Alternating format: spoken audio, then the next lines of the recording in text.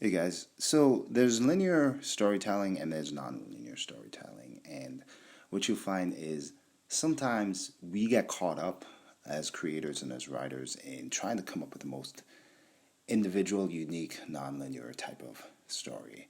But there's nothing wrong with straightforward linear stories. In fact, what I found now is I enjoy a good linear tale probably a lot more than I do some of the stuff that has a lot of twists and turns inside of it. So let me explain the difference. A linear storytelling narrative is basically you tell a story in non-interrupted time. So basically beginning to end. It's a point of view of a perspective, follows a character or a series of characters, and it's basically time goes forward. There's an adventure. What you think is going to happen is going to happen. Basic plot line. There's a build up. There's a point of tension. There's a peak, a climax, and then there's a resolution, right? And it's nothing really surprising.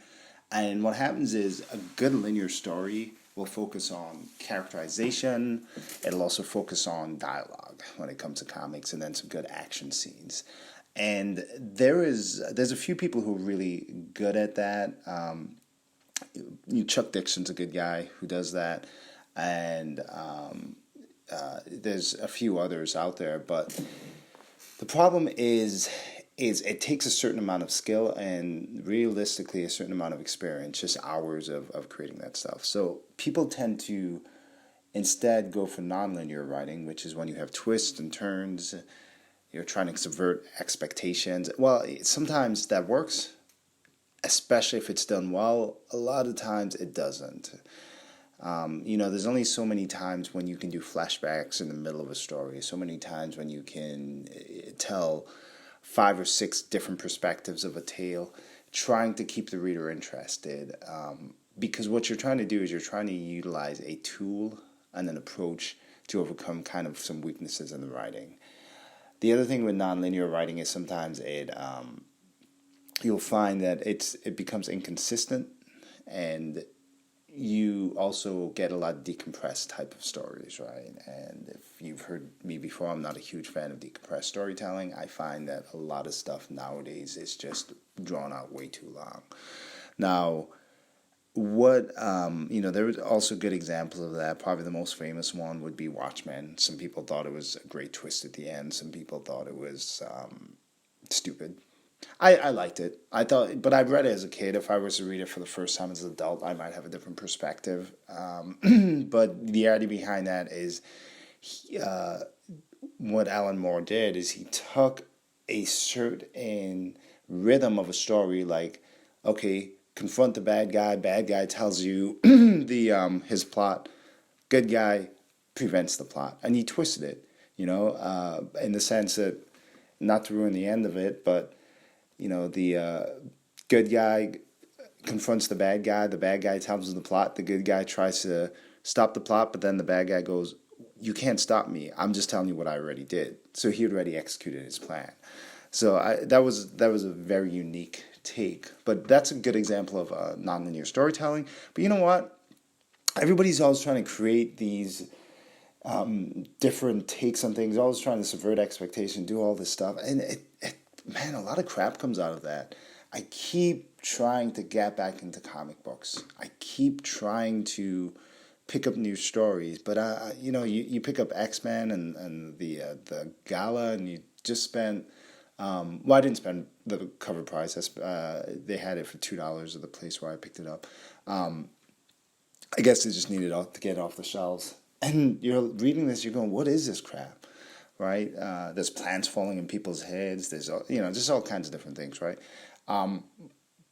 But what happens is you have so many elements, and it gets so twisted up.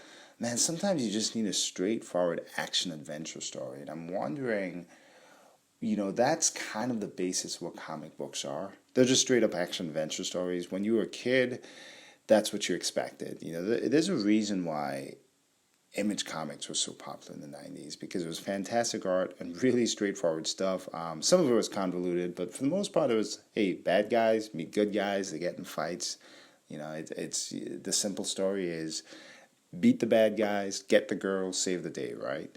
And that's as simple of a formula as you often need sometimes. Once in a while you might do a twist, but here's the thing, when every story coming out is non-linear and every story is looking to have a twist or a turn or something is hey, it's not what you expected at the end, it becomes trivial at that point. Not every story should just be a series of what can I do to surprise you? What kind of unique take can I have on this? Sometimes you just need a basic story of some badass taking care of business, right? I still love those old westerns with Clint Eastwood, and for the most part, those were pretty straightforward stories. There was a couple of twists in there, but I mean, if you look at it, it's a good guy comes into town, cleans shit up, and then moves on, right? That's it. When you start looking at like your great action movies, let's face it, Rambo 3 isn't really full of a whole lot of twists and turns. It's a pretty straightforward action movie. Once in a while you get something like, hey, the good guy is actually the bad guy, but it's obvious, right? So, but the problem you run into, like I said today, is just every story now is like, okay, if this person's being, good, he turns out to be bad, and the villain is not really the villain, and the way the hero is actually going to be saved by somebody else, and so that stuff gets old. I just sometimes I crave those simple linear stories that you would get from back in the day. Anyhow, just another rant. Let me know what you think.